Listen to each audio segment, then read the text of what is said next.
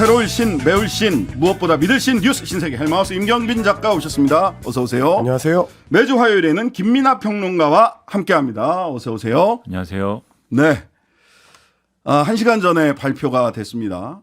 2024년 1라운드 라디오 청취율 조사. 네, 저희가 이제 신장식의 뉴스 하이킥 지난 회차에 비해서 0.9% 포인트가 올라가지고 13.5% 청취율로 전체 라디오 청취율 1위를 다시 한번 고수를 했습니다. 1년 동안 내내 1위. 감사합니다.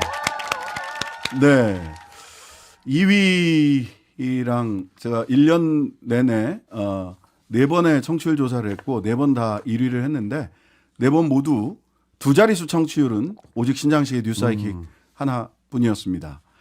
그러다 보니까 MBC 표준 FM 채널도 라디오 채널 전체 1위를 지난번에 이어서 한 3라운드째 계속해서 라디오 청취율 1위를 지켜가고 있다.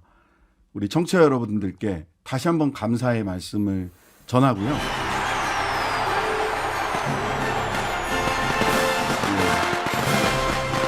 빵빠레가 그냥 아무 때나 막 나오고 있습니다. 제작진들도 너무 기쁜가 봐요. 하는 김에 한 번 더 하시죠. 네. 빵빠레 한 번 더?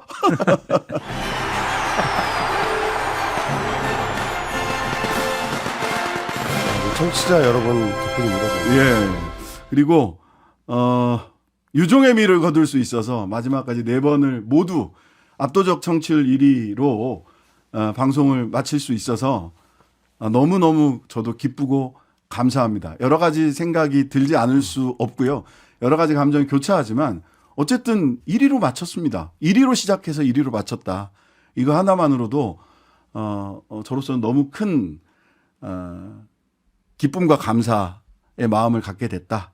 청취자 여러분께 정말 감사하다는 말씀을 드립니다. 예. 자, 이제 일해야죠. 오늘의 뉴스 바로 만나보러 가는데요. 요 얘기부터 좀 해주시죠. 윤 대통령 KBS 대담 내일 밤 10시부터 100분간 방송을 하는데 그렇습니다. 형식이 듣도 보도 못한 방식입니다. 이게 이제 4일에 녹화가 됐습니다. 그래서 4일에 녹화해서 7일에 공개가 된다고 해서 뭐 대통령하고 KBS 앵커가 대담한 프로그램에 편집이 뭐 얼마나 대단하게 필요하길래 3일씩이나 편집이 걸리느냐라고 이제 궁금해하시는 현장에 이제 제작진들이 많았는데 알고 봤더니 이번에 제작한 그 대담 프로그램 같은 경우에는 미니 다큐멘터리의 형태로 제작이 됐다. 이렇게 오늘 좀 보도가 나오고 있습니다. 그래서 대통령이 직접 대통령실을 소개한다는 컨셉을 갖고 있고요. 뭐 집무실이라든지 국무회의실이라든지 초상화 전시실이라든지 이런 곳들을 대통령이 직접 이제 소개를 하면서 집무실 내부를 시민들에게 공개한다라는 컨셉으로 촬영을 했다고 합니다. 며칠 전에 박성태 전 JTBC 기자인가요? 아나운서인가요? 이분이 방송에 나오셔가지고 아니 사흘은 무한도전이나 다큐멘터리 편집할 때나 걸리는 시간이다. 말하자면 이게 왜 생방을 안 하고 이렇게 편집해서 하려고 하느냐를 비판하기 위해서 사례로 들었던 게 무한도전이나 다큐멘터리 편집할 때 걸리는 시간이다라고 해서 그냥 이렇게 비판하고 넘어가는 건 줄 알았더니 진짜 다큐를 만드네요. 그러니까 컨셉이 KBS가 용산 대통령실을 찾아가는 겁니다. 네. 찾아가가지고 대통령을 만나 대답을 하는 게 아니라 지금 말씀하신 것처럼 용산 대통령실을 소개를 하는 거예요. 네. 어떤 소개 내용이겠습니까? 과거에는 청와대에 있었는데 용산 대통령실로 이전을 했고 이전을 한 내용은 이전을 하니까 이 안에는 이렇게 생겼고 저렇게 생겼고 이런 좋은 점이 있고 이런 의도를 깔았고 이런 것들을 많이 얘기하지 않겠습니까? 그리고 윤석열 대통령의 국정에 대한 어떤 그 나름대로의 생각이라든가 앞으로의 구상이라든가 지금까지 해온 일이라든가 이런 것에 대한 소회라든가 중간중간에 이제 어떤 이 우리가 흔히 보면은 이제 뭐 그런 거 많잖아요. 예를 들면은 오디션 프로그램에도 막 한참 오디션 하다가 그 참가자가 한마디씩 하고 뭐 이런 인터뷰 비슷하게 들어가고 뭐 그렇죠. 그런 거 들어가잖아요. 휴먼 스토리가 들어가는 거죠. 네, 그런 것처럼 한마디씩 들어가는 이런 형식이 되겠죠. 그러면 우리가 기대하고 있는 사실은 이 대담에서 가장 크게 기대하고 있는 김건희 여사와 관련된 코멘트나 이런 거는 상당히 주변적으로 들어간다라는 얘기가 되는 거고 그게 국민의 눈높이 얼마나 맞을 거냐 뭐 내용을 봐야 알겠지만 지금 이 보도 이런 지금 나온 보도를 보면은 상당히 기대에 못 미칠 것이 될 것 같다. 그리고 KBS의 이런 보도나 이런 것들이 자칫 잘못하면 이 내용에 따라서는 또 일방적인 어떤 정권의 홍보 방송이라는 얘기를 들을 수도 있어서 이거는 참 잘해야 될 텐데 걱정이 됩니다. 네. 이번 그 방송 대담 프로그램의 소개를 앞두고 대통령실에서 여러 얘기들이 흘러나왔었거든요.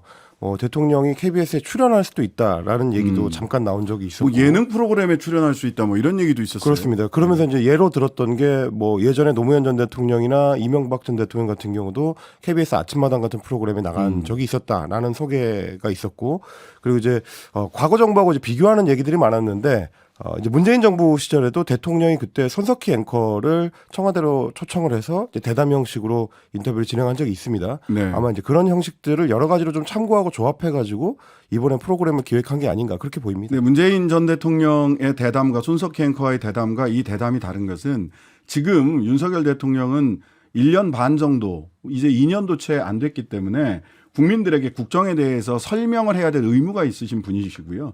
문재인 전 대통령은 당시 퇴임을 앞두고 그렇죠. 사실 전직 대통령인 자격과 다름없는 그 시점에서 지난 국정을 돌아보고 개인적 소회나 감회 이런 것들을 이야기하는 자리였어요. 그러니까 설명을 해야 될 뭐가 없는 상태였습니다. 그러니까 그 손석희의 대담과 손석희 문재인 대담과 윤석열 박장범 미니 다큐는 직접 같은 저울에 올려놓고 비교할 수 있는 비교의 대상이 아닙니다. 지금 대통령께서는 국민들의 질문에 답변해 주셔야 될 것이 너무 많고 그게 의무죠.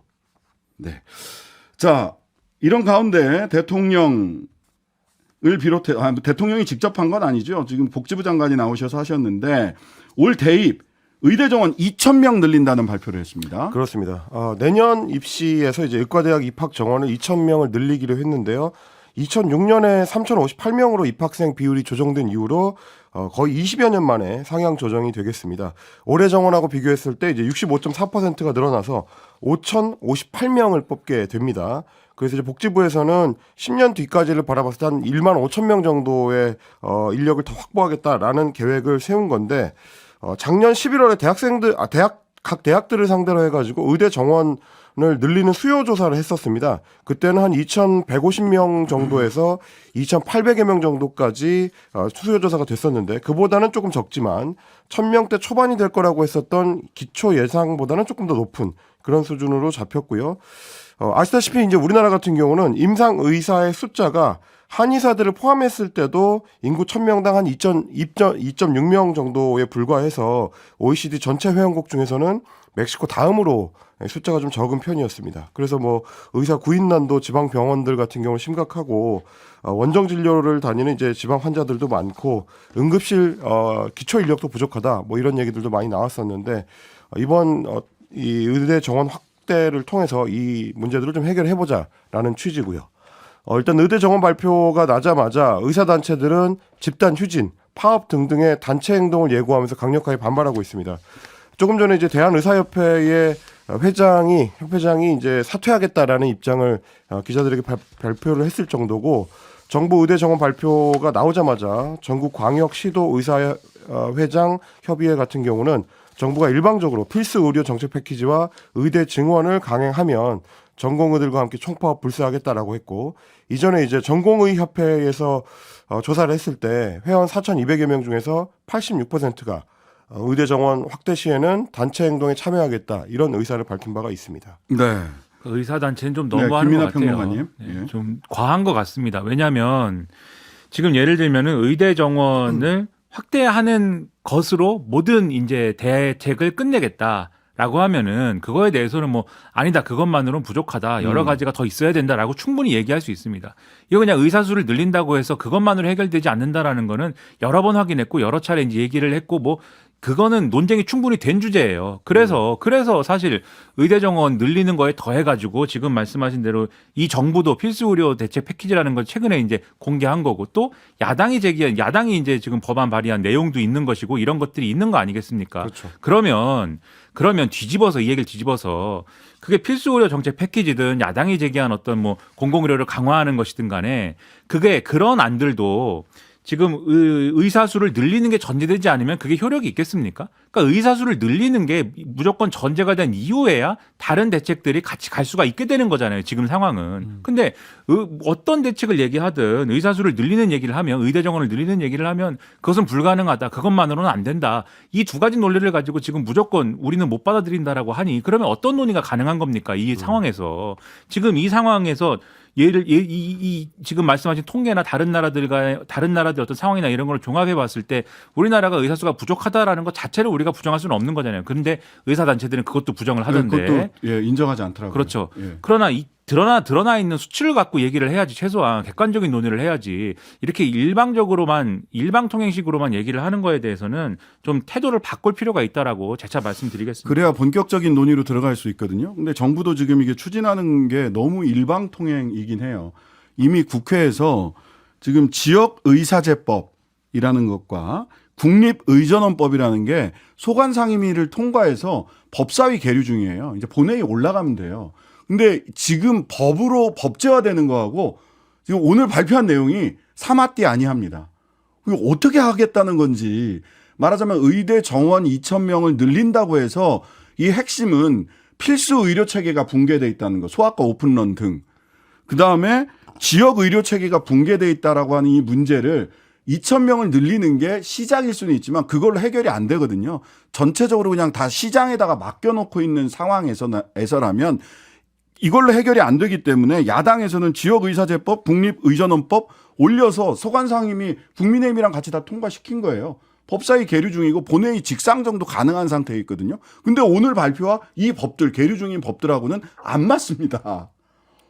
그러면 이게 국민의힘을 통해서든 국회랑 상의를 하고 의협도 설득을 하고 여러 가지 이제 과정들이 좀 필요한데 지나치게 일방통행으로 가다 보니까 이게 이 내용을 구체로 들어가서 실질적인 해법을 만드는 거에 있어서 굉장히 난항을 겪을 게 너무 뻔하고 그러다 보니까 결과적으로 이게 선거 앞두고 그냥 국민들 여론을 등에 업으려고 확 질른 거 아닌가라고 하는 의구심을 갖게 만들거든요. 이제 그런 의문을 갖고 있는 전문가들이 뭐 오늘 취재해 보니까 이제 많더라고요. 왜냐하면 그 동안에 뭐 대통령을 통해서든 혹은 정부를 통해서든 나왔었던 다른 대책들이 종합적으로 발표가 되지 않고 지금 정원만 이제 하나가 발표가 된 거거든요.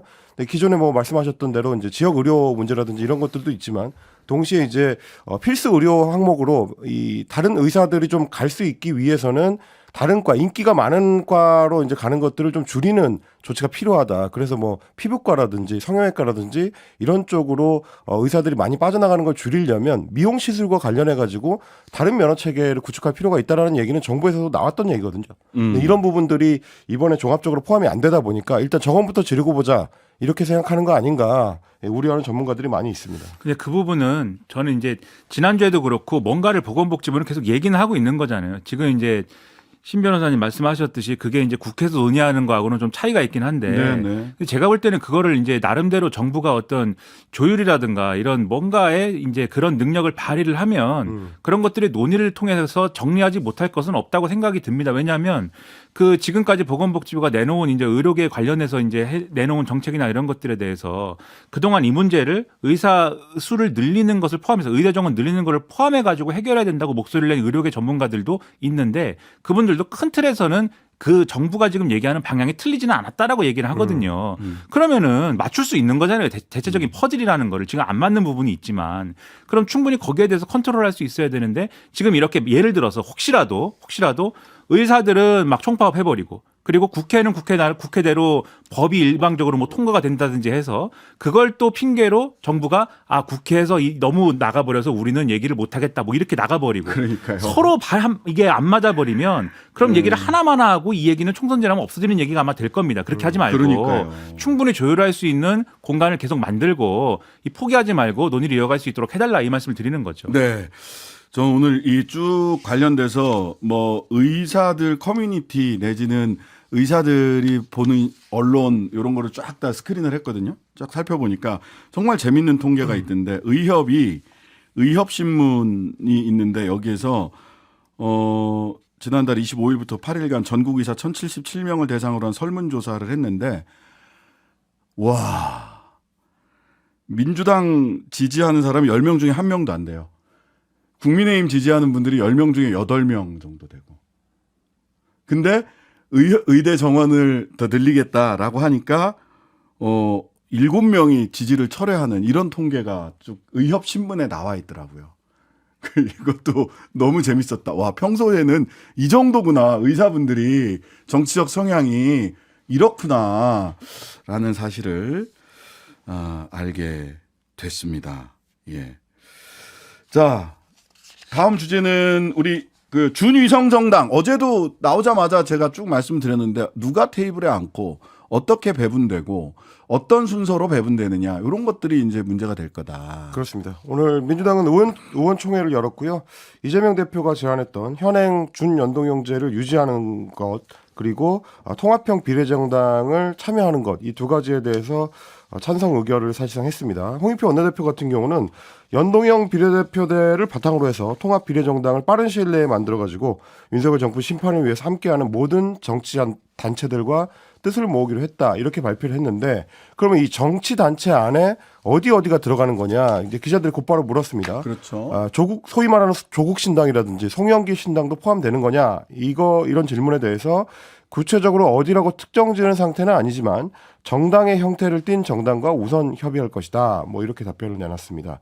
그러니까 누구도 배제하지 않겠다는 게 이재명 대표의 원칙이긴 한데 그렇다고 해서 어디까지 넓힐 수 있을 것인지는 또 이제 의문이 되는 거라 가지고요. 소수 정당과의 비례대표 순번 조정 문제라든지 어떤 형식을 갖춰서 이 비례대표 명부를 만들 것인지 등등 앞으로 이 협의해야 될 과정이 상당히 험난할 걸로 보이고 우선 과제는 아마도 녹색정의당이 이 안에 포함이 될 것이냐 여부 이런 걸 놓고도 계속 이제 협상이 이제 지난하게 이어질 걸로 보입니다. 네. 김민하 평론가님.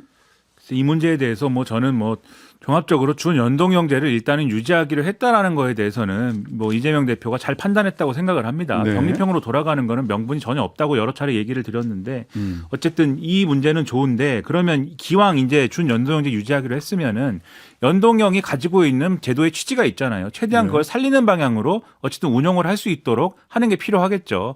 그리고 그걸 위해서 어쨌든 그러면 다른 세력들과 비례 의석을 나누는 거는 필요한 것인데 다만 이 부분과 관련돼서 그러면 민주당이 일부 포기해야 되는 것들이 여러 가지가 있는 거잖아요. 그게 잘 될 것이냐. 저는 잘 되지는 않을 거라고 보지만 어쨌든 최대한 잘 되게 하는 것이 필요하다라는 점에 있어서 다시 한번 말씀을 드리고 저는 이 부분에 있어서 국민의힘이 비난을 하고 있는데 잘 이해가 안 됩니다. 그런 네. 비난이. 왜냐하면은 이재명 대표가 밝혔듯이 어쨌든 병립형으로 돌아가기 위한 여러 가지 협상을 한 거잖아요. 근데 그 협상 과정에서 예를 들면은 이중등록제라든지 뭐 그다음에 거기에 더해가지고 이명백 교수가 얘기한 뭐 예를 들면은 소수 정당에 배분할 수 있는 최소 득표율 뭐 이런 얘기라든지 그걸 3%에서 먼저 우선 배분하자 이런 얘기를 했었죠. 그렇죠. 이런 여러 가지 안을 얘기를 했는데 그것을 걷어 차버린 거지 않습니까? 그러니까 사실 민주당하고 병립형으로 합의하되 조금 소수 정당을 배려할 수 있는 길이 있었음에도 국민의힘이 거부를 한 거고. 네. 그리고 이 과정에서 사실 지금 언론도 그렇고 민주당과 이재명 대표가 뭐 독재자처럼 혼자 결정했다 이렇게 많이 목소리를 내고 있습니다만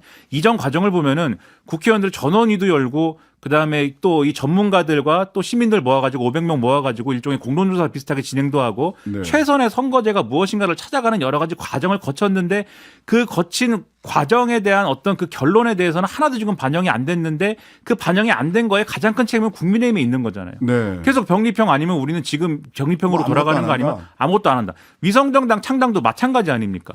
그러니까 이런 것에 대한 이 어떤 입장이 변하지 않는 게 이 사태를 만든 것인데 계속 이 문제에 대해서 민주당이 이상하다 이렇게만 이 주장해서 될 것인가? 저는 이 문제에 있어서 상당히 유감이다라는 말씀 여기서 드리는 겁니다. 그 녹색정의당이 김준우 공동대표가 더불어시민당과 같은 형태라면 시민들이 결코 용서하지 않을 것이다라고 SNS에 쓴 글을 가지고 해석이 분분한데 요 이야기는 말하자면 당시에는 시대전환하고 기본소득당 2석 이외에 소수정당에게 배분하지 않았던 것에 대한 비판이다라고 확인을 했다.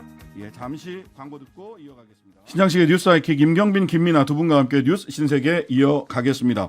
지금 소위 민주당 발연합비례정당 네. 관련해서 녹색정의당까지 이야기를 했고요. 아무래도 뭐 용해인 3인당, 기본소득당, 3인당, 열린민주당 등이 함께하는 이쪽은 굉장히 적극적이고 그렇죠. 조국 또 송영길 등이 뭐 창당을 하겠다, 창당을 할 수도 있고 안 할 수도 있어요. 조국 전 장관 쪽은 송영길 전 대표는 창당을 하겠다라고 공언을 했죠. 검찰 해체당인가요?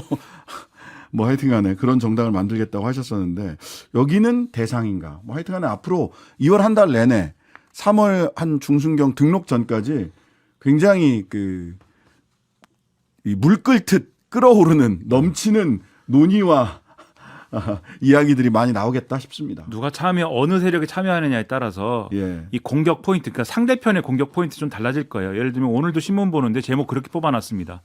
조국 전 장관하고 진보당 이렇게 딱 2개 뽑아가지고 제목 붙여놓은 신문이 있었거든요. 네네. 그러면 이제 보수 유권자들의 거부감이 큰 2개 포인트가 뭔지를 딱 집은 거죠 지금. 네. 조국 전 장관 문제에 대한 어떤 그 기억, 그다음에 진보당이라고 하면 아무래도 이념적인 어떤 문제나 그런 거. 네. 그러니까 이런 부분들이 포함될 경우에 민주당이 예를 들면 이 비례연합 정당과 관련된 문제가 아니라 전체 선거구도 전체 판에서의 어떤 영향을 받게 되느냐 이런 걸 지금 같이 고민해야 되는 문제고, 그러니까 여러 겹의 지금 고민 수위가 있는 거예요. 준연동형을 하기로 했는데 준연동형을 하는데 그냥 민주당이 다 쥐고 가는 그런 그림으로 밀어붙여가지고 소수 정당들의 반발 초래할 거냐, 소수 정당들의 나눠주는데 이 보수적 중도적 유권자층이 이탈할 수도 있는 그런 정당까지 안고 가는 거냐, 상당히 좀 고민이 어려울 것이다 이렇게 봅니다. 네. 자, 뭐 공천과 관련해서 많은 이야기들이 오고 가고 있는데요. 아직 결정적인 얘기는 아직 안 나온 것 같습니다. 공천 관련해서는 이제 민주당 내에서도 그리고 국민의힘 내에서는 특히나 윤심 공천, 한심 공천 관련돼서 큰 갈등이 예상되고 있어서 이런 거는 좀 지켜보도록 하고요. 오늘 4번째 특별 사면을 대통령이 단행을 했습니다. 그렇습니다. 총 사면 하면 이제 일반 사면까지 이제 45만여 명 정도 되는데 관심 받는 건 아무래도 이제 고위공직자 대상 특별 사면일 겁니다. 가장 눈길을 끈 거는 김관진 전 국방부 장관입니다. 이명박 정부 시절에 국군 사이버 사령부에 정치 댓글을 달도록 해가지고 여론을 조작한 혐의, 징역 2년이 확정됐었는데 뭐 대법원 최종 상고를 안 하고 스스로 확정을 받아가지고 이번에 특별 사면까지 받았습니다.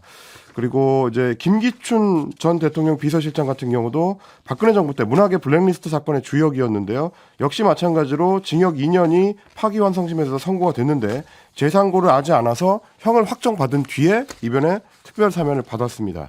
그리고 세월호 참사 유가족 등 민간인들을 불법 사찰한 혐의로 지난해에 이제 징역 2년이 선고됐던 김대열 지영관 전 국군 기무사령부 참모장도 역시 잔형 집행 면제로 사면을 받았고요. 이명박 정부 때 댓글 여론 공작에 가담했었던 사람들도 국정원 2차장을 지낸 서천호 전 차장 같은 경우도 이번에 복권 조치가 이루어졌습니다. 그리고 이제 언론노조 문화방송본부를 이제 방해를 하고 운영을 방해하고 노조원들에 대해서 비제작 부서로 발령을 내서 부당 노동 행위를 했던 혐의, 여기에 대해서 이제 집행유예 2년, 징역 8개월형을 확정받았던 김장겸 전 MBC 사장, 징역 1년에 집행유예 2년을 받았던 안광한 전 사장도 형 선고 실효와 복권 조치를 받았습니다.